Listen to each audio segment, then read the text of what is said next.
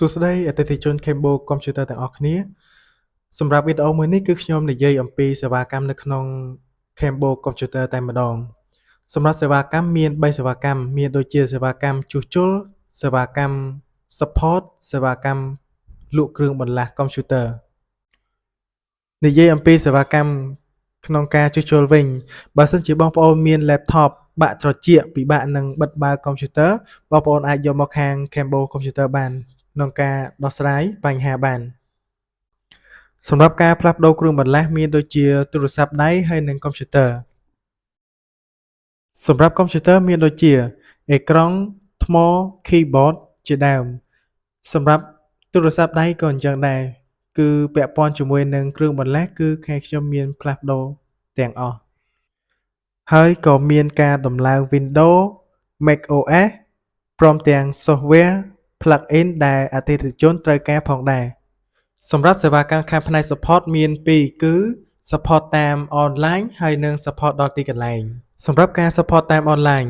បើសិនជាបងប្អូនប្រើ Windows macOS ឬក៏កម្មវិធីដំណើរការមិនប្រក្រតីឬក៏ត្រូវការកម្មវិធីបន្ថែមខ្ញុំអាចដោះស្រាយជូនបានក្នុងការ support សម្រាប់ខ្ញុំនៅក្នុងស្រុកក៏ support នៅក្រៅស្រុកក៏ support ដែរភាគច្រើនបងប្អូនពលករដែលនៅប្រទេសកូរ៉េគាត់តែងតែឲ្យខ្ញុំជួយ support គាត់ដំឡើងកម្មវិធីដូចជា FL Studio, Cubase និង plugin មួយចំនួនបញ្ជាក់បើសិនជាបងប្អូនមានធុរៈចាំបាច់ត្រូវការ support ខ្ញុំអាច support បាន24ម៉ោងសម្រាប់ការ support ដល់ទីកន្លែងមិនថាតាមគេហដ្ឋានឬក៏តាមក្រុមហ៊ុនទេបើសិនជាមានបញ្ហា software និង hardware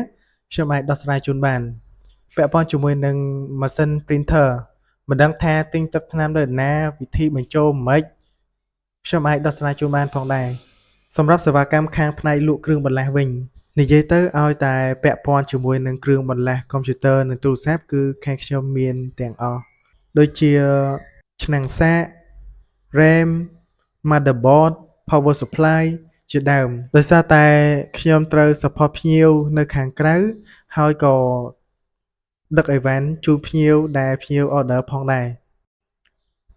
បញ្ជាក់ណាបងប្អូនបើសិនជាបងប្អូនត្រូវការគ្រឿងបន្លាស់ឬក៏ត្រូវការមកដល់ទីតាំងខាងខ្ញុំគឺបងប្អូនត្រូវតែ call ឬក៏ chat ប្រាប់ខ្ញុំទុកមុនផងរាល់គ្រឿងបន្លាស់ទាំងអស់គឺអត់មាននៅក្នុង stock ទេនៅពេលដែលបងប្អូនដាក់ការកម្មង់គឺខ្ញុំត្រូវតែឡើងទៅភ្នំពេញយកអីវ៉ាន់ជូនបងប្អូននិយាយទៅដូចជាការលក់ online អញ្ចឹង